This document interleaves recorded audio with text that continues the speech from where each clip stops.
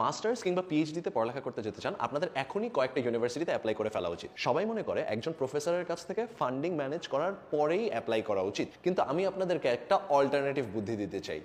এমন অনেক স্টুডেন্ট আছে যারা ডিসেম্বরের 31 তারিখের অ্যাপ্লিকেশন ডেডলাইনের পরে প্রফেসরদের কাছ থেকে ফান্ডিং পেয়েছে।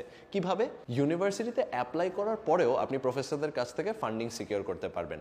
তাই আপনি যদি ইউনিভার্সিটিতে অ্যাপ্লাই করে ফেলেন, তাহলে ইউনিভার্সিটির প্রফেসররা আপনাকে কনসিডারেশনে রাখতে পারবে। প্রথম সিক্রেট, ইউনিভার্সিটিতে অ্যাপ্লাই করার টাইমে ফি ওয়েভারটা অ্যাভেল করুন। ইউএসএতে বেশিরভাগ ইউনিভার্সিটিগুলোতে মাস্টার্স বলেন পিএইচডি বলেন, আপনি যদি সুন্দর করে একটা ইমেল লেখেন যে আমার যথেষ্ট টাকা নেই, আমার এই অ্যাপ্লিকেশন ফিটা দেওয়া একটু কঠিন, আপনি কি আমাকে ফি ওয়েভার দিতে পারেন কিনা, তাহলে বেশিরভাগ ইউনিভার্সিটিদের এই পসিবিলিটি আছে আপনাকে ফি ওয়েভার দিয়ে দেওয়ার জন্য, যেখানে আপনি একদম ফ্রিতে অ্যাপ্লাই করতে পারবেন। 1 মাসের মধ্যে আপনার প্রফেসর খোঁজা অনেক কঠিন, কিন্তু আপনি যদি 3 থেকে 4 মাস নিয়ে একটা প্রফেসর খোঁজেন, তাহলে কিন্তু অনেক ইজি হয়ে যায় ব্যাপারটা। এই কারণে অনেক বাংলাদেশি স্টুডেন্ট ইভেন ফেব্রুয়ারি, মার্চ, এপ্রিলে গিয়ে পর্যন্ত স্কলারশিপ পেয়েছে। তাই আপনার উচিত এই মুহূর্তে যে কয়টা ইউনিভার্সিটিতে পসিবল সেই কয়টা ইউনিভার্সিটিতে ফি ওয়েভারের জন্য অ্যাপ্লাই করে ফেলেন। মেইল মার্জ পদ্ধতিটা যদি আপনি ইউজ করেন, আপনি অনেকগুলো ইউনিভার্সিটির নাম লিখলেন একটা স্প্রেডশিটে, অনেকগুলো ইউনিভার্সিটির ইমেল লিখলেন একটা কলমে, এবং অনেকগুলো ইউনিভার্সিটিতে কি ইনফরমেশন দিতে চান, অনেকগুলো ইউনিভার্সিটিতে কি ইনফরমেশন দিতে চান, এইটা যদি আরেকটা কলমে সেট করে তারপর মেইল মার্জ করেন, তাহলে কিন্তু আপনি একটা ইমেলের মাধ্যমে আপনার অনেকগুলো ফি ওয়েভার ম্যানেজ করে ফেলতে পারবেন। ফি ওয়েভার পাওয়ার পর আপনার ইনভেস্টমেন্টের পালা আসলো। কয়েকটা ইউনিভার্সিটিতে অ্যাপ্লাই করতে $50, $100 এরকম লাগতে পারে। আপনি নিজের জন্য একটা বাজেট করুন যে আপনি কয়টা ইউনিভার্সিটিতে রিস্ক নিতে চান।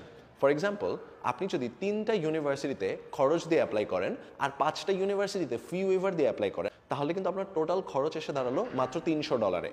$300 কেন বলছি? কারণ অনেকে প্রত্যেকটা ইউনিভার্সিটিতে ফুল খরচে অ্যাপ্লাই করে।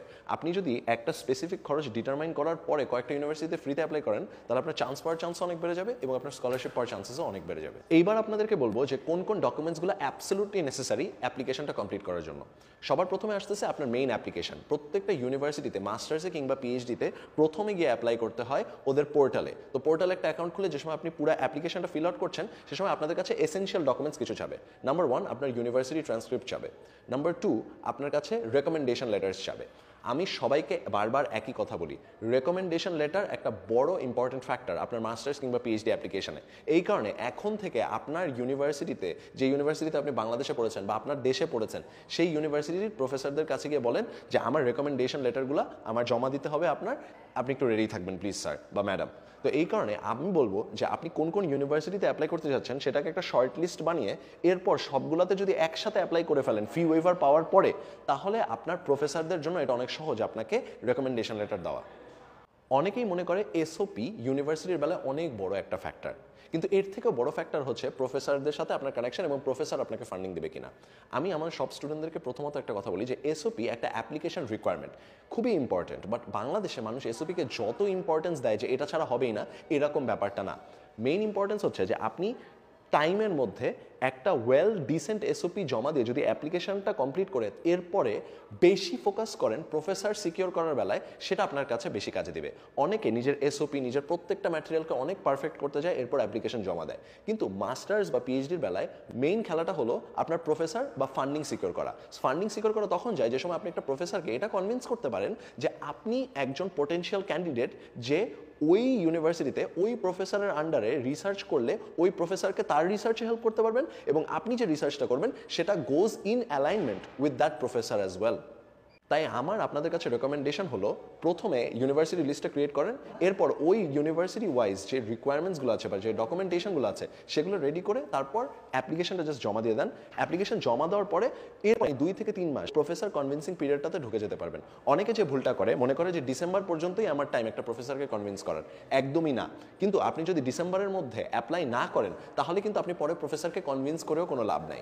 তাই আমি বলবো যে টাইম মতো অ্যাপ্লিকেশন জমা দিন। টাইম মতো অ্যাপ্লিকেশন জমা দেওয়ার পরে প্রফেসর কনভিন্সিং এর ব্যাপারটা অনেক ইজি হয়ে দাঁড়াবে, কারণ তখন আপনার হাতে জানুয়ারি, ফেব্রুয়ারি, মার্চ বেশ টাইম থাকবে একটা প্রফেসরকে কনভিন্স করার জন্য যে উনি যেন আপনাকে ফলে সেমিস্টারে নেয়। এইখানে আরেকটা সিক্রেট আপনাদের সাথে শেয়ার করি, আপনি যদি ফলেও চান্স না পান, আপনার জন্য একটা বড় অপরচুনিটি হলো আপনি স্প্রিং সেমিস্টার বা উইন্টার সেমিস্টারে যেতে পারেন। এই কারণে আপনি যদি এখন অ্যাপ্লাই করে ফেলেন, আপনি ফলের জন্য অ্যাপ্লিকেবল হতে পারবেন, স্প্রিং বা উইন্টারের জন্য অ্যাপ্লিকেবল হতে পারবেন। কারণ হলো আপনি এখন আপনার অ্যাপ্লিকেশন জমা দেওয়ার সাথে সাথে আপনি প্রফেসরদের সাথে কমিউনিকেট করতে পারবেন। একজন প্রফেসর যদি আপনাকে এরকমও বলে যে আমার কাছে এখন ফান্ডিং নেই কিন্তু জানুয়ারিতে ফান্ডিং আছে, সে যদি আপনাকে অ্যাকসেপ্ট করে ফেলে, আপনি আপনার ফলের অ্যাডমিশনটাকেই জানুয়ারিতে নিয়ে নিতে পারবেন। ফল মানে হচ্ছে সেপ্টেম্বরের অ্যাডমিশনটাকেই আপনি জানুয়ারির অ্যাডমিশন বা উইন্টার বা স্প্রিং অ্যাডমিশনে নিয়ে যেতে পারবেন। এর মানে হলো এখন অ্যাপ্লিকেশন করার মাধ্যমে আপনি 2024 সালের শেষের মধ্যেই একটা ইউনিভার্সিটিতে চলে যেতে পারবেন, ইউএসএতে, কানাডাতে বা যে কোনো টপ ইউনিভার্সিটিতে। এই কারণে এই মুহূর্তে অ্যাপ্লিকেশন ম্যাটেরিয়াল কমপ্লিট করে জমা দেওয়াটা একটা বড় ইম্পর্টেন্ট ফ্যাক্টর। তাই আমি বলবো এখনই ফোকাস করেন অন অ্যাপ্লিকেশন সাবমিশনস। অ্যাপ্লিকেশন সাবমিশনে কয়েকটা জায়গায় অনেক ডিফিকাল্টি আছে। একটা হচ্ছে ওই যে এসওপি রাইটিংটা, সেকেন্ড হচ্ছে রেকমেন্ডেশন লেটার ম্যানেজ করা, থার্ডটা হলো ট্রান্সক্রিপ্টগুলো প্রপারলি কালেক্ট করে জমা দেওয়া, এবং ফোর্থ হচ্ছে অ্যাডিশনাল কিছু ডকুমেন্টস থাকে যেগুলো জমা দিলে আপনাদের জন্য অ্যাডমিশন পাওয়াটা বেশ সহজ হয়ে যায় বা সেন্ট্রাল ফান্ডিং পাওয়াটাও অনেক সহজ হয়ে যায়। এই চারটা জিনিস আমরা শিখাই আমাদের ক্রসরোডস ইনিশিয়েটিভ ফেলোশিপ প্রোগ্রামে, যেখানে আমরা পুরো বাংলাদেশ থেকে মাত্র 30 জন স্টুডেন্ট নেই। তো আপনি যদি চান ওই সিলেকশন প্রসেসের মধ্যে দিয়ে যাওয়ার জন্য, তাহলে আমাদের কমেন্টে দেওয়া প্রথম লিঙ্কটা ফিল আউট করে ফেলতে পারেন।